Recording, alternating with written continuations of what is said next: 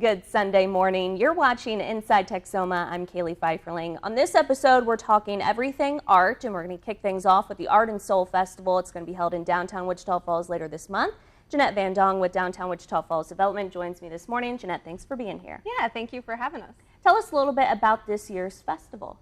Well, it's our second year having the festival. Last year we started kind of small, and this year we've doubled the amount of artists that we're going to have out. So we're really excited to see the festival growing. We have a couple really amazing bands coming in, Malford Milligan from Austin, and then Petals from Wichita Falls. It's a 20-member piece Motown group. Oh, neat. And they're going to be so amazing. And then we'll have food. There's going to be a community art project. You'll be able to help paint a bench that we're going to place down at the farmers market. Okay. There's going to be a kids area. We're going to have tons of like little art projects for the kids. They can make superhero masks. They'll be able to do bubble abstract paintings. So there's kind of something for everyone. Yeah, everything that encompasses a festival, it's going to be at this festival in downtown Wichita Falls. And Jeanette, you mentioned that this is the second year for the event. What made you guys, so it's obviously fairly new, what made you guys bring this festival to Wichita Falls? Well, it was Ann Arnold Ogden's idea. She had taken a trip down to New Orleans and saw an art festival down there, and she was just, you know, we have to have something like this in Wichita Falls, so that's what we're doing. And I feel like the art scene in Wichita Falls is slowly kind of gaining popularity, and people are slowly kind of learning about it. Is that what you guys are finding as well? Yeah, because things like this give them a platform. Yes, and I think some people around town are maybe a little bit nervous to show their work or put it up in a gallery, or just think they're not good enough. But this is a great platform for them to bring their work out, show it. Feedback, that was one thing last year. I loved going around and talking to the artists, and the artists love talking to you about their work. So it's a great experience to have that with them. Yeah, you have that one-on-one interaction. How many artists are we expecting this year? I believe there's over 30. I think it's 35 or 36. Okay, so last year there was about 15 or so. Okay, do you think there's any underlying reason why that number doubled? Well, being a first-year festival last year, I know there were some artists that were like, well, we kind of want to go this year and check it out. Right. And then, so last year was a huge success. Everybody really liked it. So we've had tons of interest this year from people wanting to participate. So. Are the main artists there, are they local? It's a lot of local artists. Okay. We have a few regional artists coming in, but Wichita Falls has so much talent, and they're so creative. So. Yeah, and they're finally starting to come out of the woodwork a little bit, and you're starting to learn a little bit more about them. What can people expect to see when we're talking about artwork? Are we talking about things that you hang up on the wall? It's everything. There'll be pottery, paintings, tons of different mediums on paintings, and we even have some artisans and stuff. One of them, she makes soy candles, goat's milk soap. There'll be some culinary artists, Texas Tapenade. She's going to be out there doing tastings and stuff. So it's a wide range, photography. So it's just kind of covers the whole spectrum. Right, a little something for everyone. And we're going to check out a local artist's work coming up here in a little bit. She's got some amazing stuff. You're going to want to see it. She's going to be at the Art and Soul Festival later this month in downtown Wichita Falls. But kind of explain to people, why they should come out if they're maybe not into the art scene too much. Explain to them why they should come out and at least see it. Well, I mean, this is a great, it's going to be a great like date night too. If you want to do that, we're lining the streets with tons of lights and stuff, so we'll have like a really cute ambiance. And then just come out and support downtown. It's always fun to walk around. The shops on Indiana will be open late, so you can do some shopping there and just get a little more culture in you. You know, it's fun to come out and check all the pieces of art. Yeah, you never know what you might find. Other than the amount of artists increasing this year, is there anything else that you guys are doing a little bit different?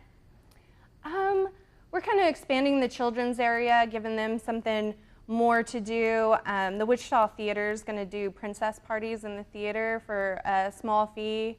And then just kind of expanding the festival. Wichita Theater and Backdoor Theater are going to do some special performances too. Okay, perfect. Okay, so give everyone the details, when it's going to be, how much, the time, all that good stuff. So it's next Saturday, June 25th. It's from 4 to 10 p.m. and it's $5 for admission. Kids 12 and under are free, and it's between 8th and 10th Street on Indiana. Okay, perfect. So kind of smack dab right there in downtown Wichita Falls.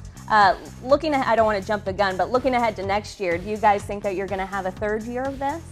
Oh, definitely. And we would love to just continue to see it grow how it has been this year. So maybe next year we'll have 3 blocks of artists. Yeah, hopefully. Fingers crossed. Speaking of local artists, we have one here in studio. We're going to see some of her work when we come back. Stay tuned.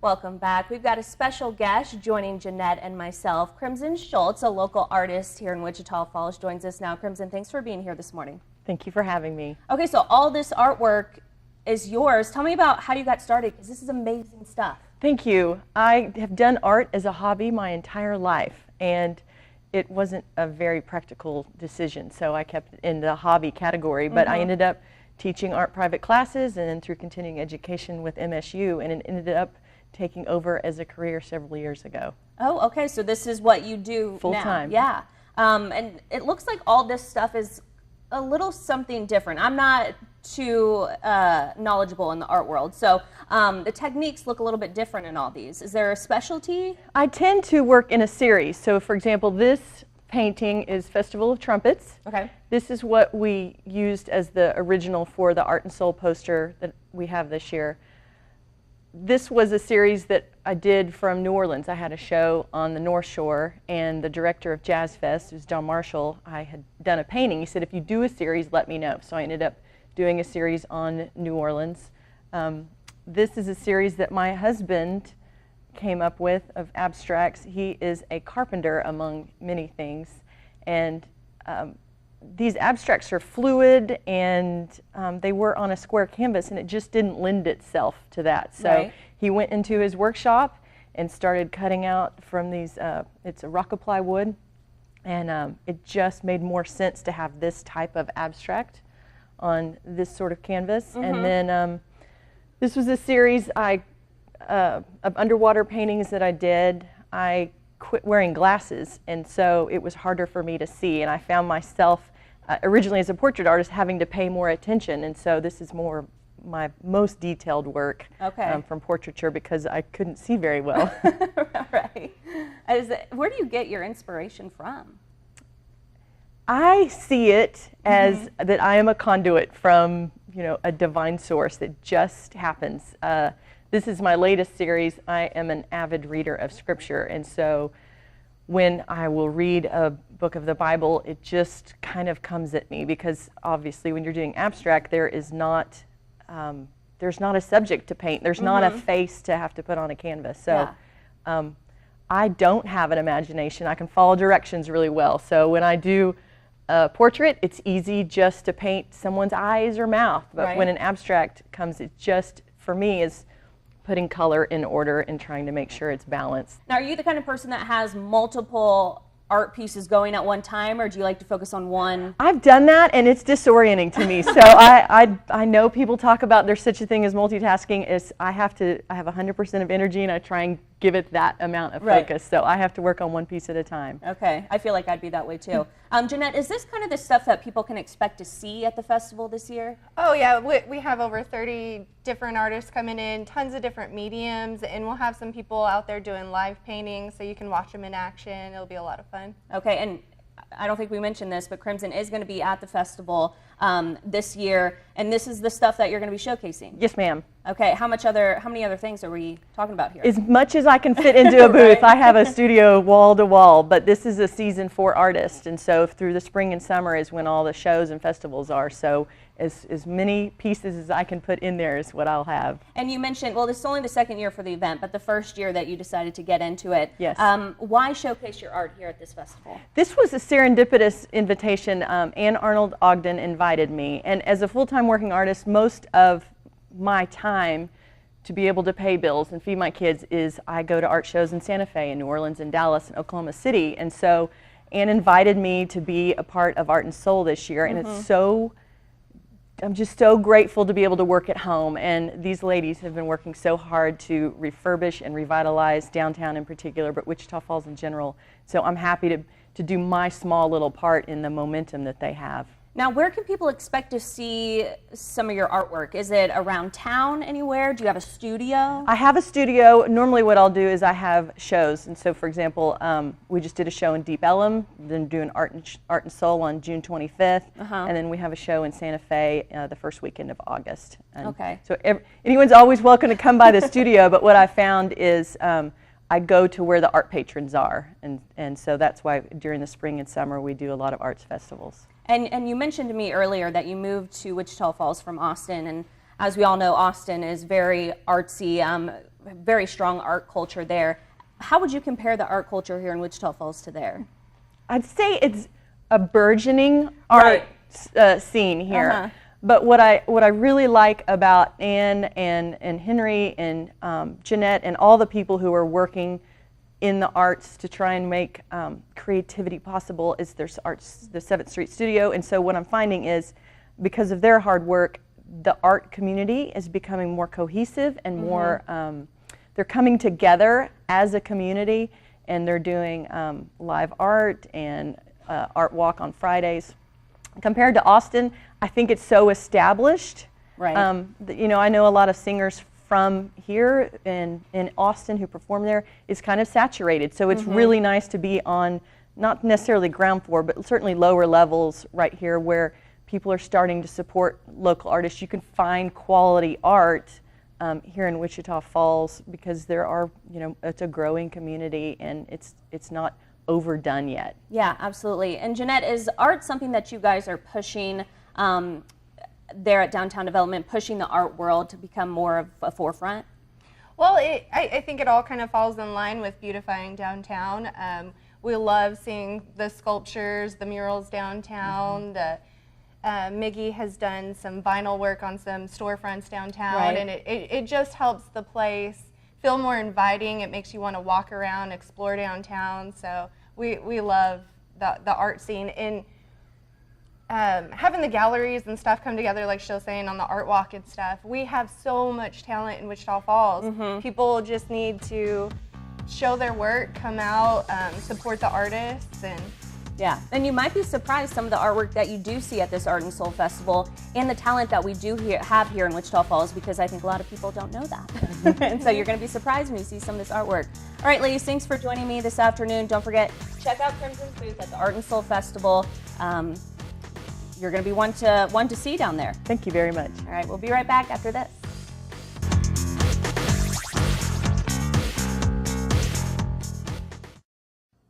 Welcome back. We're still keeping with the art theme on this episode of Inside Texoma. Susan Cooper with the Wichita Falls Public Library joins me now, and I'm sure you're thinking, what does the library have to do with art? Well, actually, the library is offering a ton of classes this summer, one of which coming up is called Cell Phone Fancies. Love the name. Susan, tell me a little bit about this class.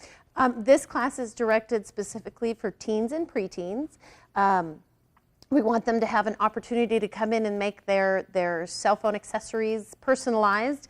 You know, those phones are so important to kids anymore, and we want their things to be identifiable and cool to them.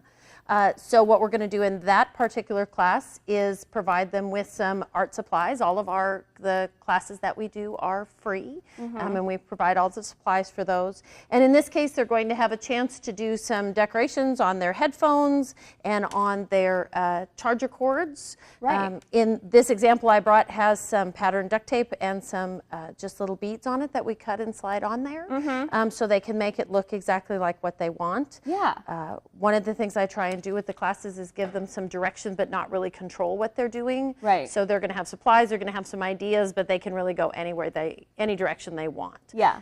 Let that artistic self come out. Yeah. And is this the kind of thing that they're going to do in the class with the tape, with the beads? Yes. Okay. Yes, Perfect. this is kind of the focus for this particular class. Okay, and is this class, is it just for the headphones and the plug-ins, or is it for the phone itself? In this case, it's just going to be for the headphones and the plug-ins. Okay. I know for my own teenage daughter, she doesn't want anybody messing with her phone. So, That's true. So with the expense of those and with that Yeah.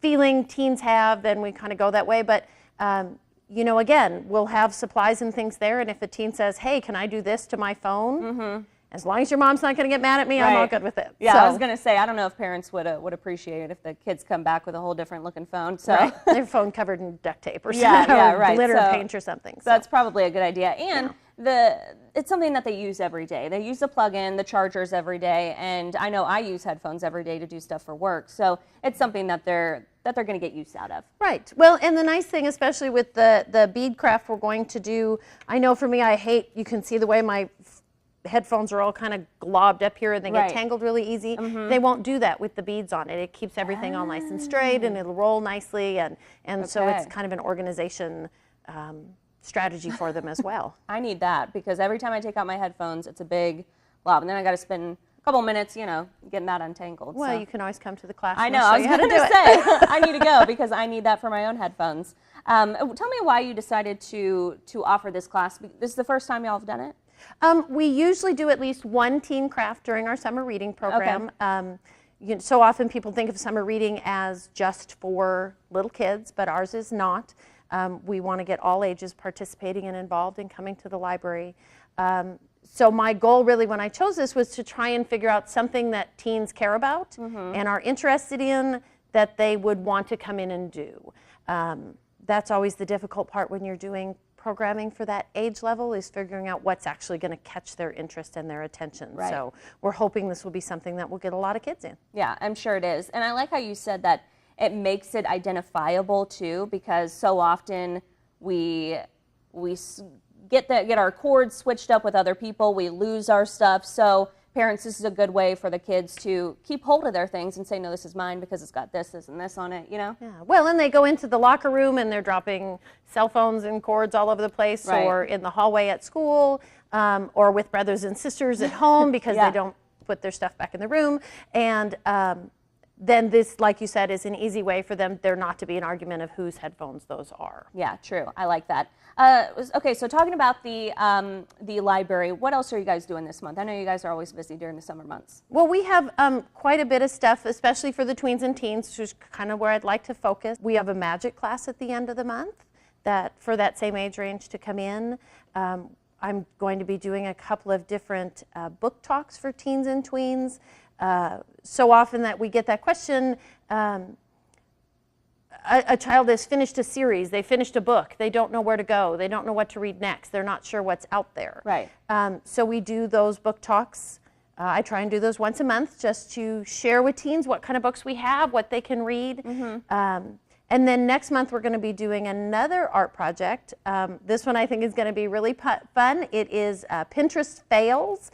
So those are always fun when they come up on the internet, how Right. people have tried to do these arts and crafts things, and I am the worst for this, and it doesn't look anywhere close. Yeah. So we're going to be doing a class like that. I'll provide them with the supplies and the directions, and they have to see how close they can actually get to the picture that's on Pinterest. So people will That'll be fun. definitely want to follow our Facebook page next month for that one, because we'll be posting a lot of those pictures. I don't think we mentioned this, but when is the cell phone fancies class? The Cell Phone Fancies class is next Friday at 10.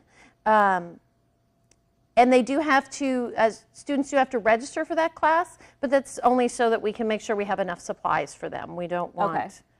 I would hate to plan for 10 kids and have 25 show up. Right, So, right. but registration is just a call to the youth desk, 767-0868, extension 4243, and we'll put your name on the list. Okay, perfect. Is there a deadline that they need to sign up or call you guys back? Ideally, I'd like folks registered by Monday, but if somebody calls me on Wednesday and I have spots, I'm not going to turn them away. Okay, so be sure and call if this is something that your teenager is interested in doing. Be sure and call, reserve them a spot. This class is free again, so something you can get the kids involved in during the summer months. Yeah, something that's not sitting at home watching TV and Yeah.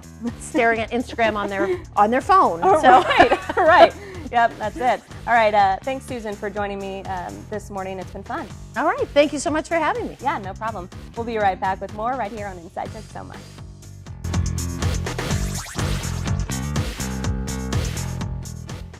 Welcome back. You're watching Inside Texoma. Two new guests join me now. Michael Sherry and Jenica Lambert with Backdoor Theater are here with me this morning. Guys, thanks for being here. Thanks for having us here. Good morning. Good morning. Okay, so we've been talking about, if you haven't already guessed with the rest of the episode, we've been talking about art.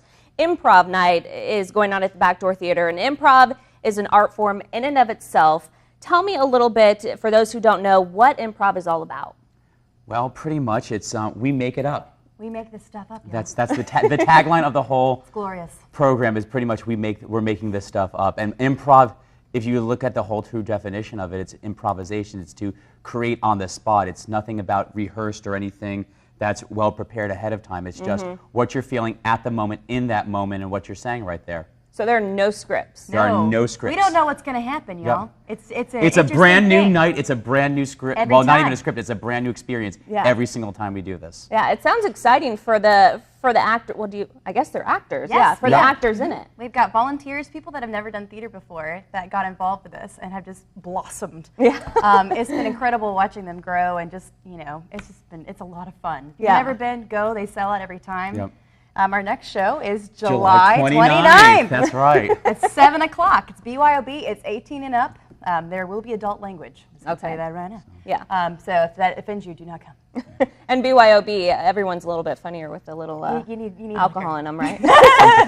Something like that. Yeah, just a smidge. I'd like to think so. And Probably not. the only I guess experience or background I've had in improv is in middle school. I tried improv. It didn't go so well because I don't think I was able to think that quick on the spot, and I was scared of saying things that might maybe offend people or may not be right. Is there a right and wrong to improv? There's no wrong to improv. Yeah. There's no wrong way to eat a Reese's. There's no wrong way to do I don't know, improv. that's debatable. You just have to. Well, these are facts. It's just what you're feeling at that moment, in the moment, and that's why improv is such a good tool, not only for the theater and trying to leave all your inhibitions at the door, but we were talking before. It's really great for public speakers. speaking. Do you or have a any fear?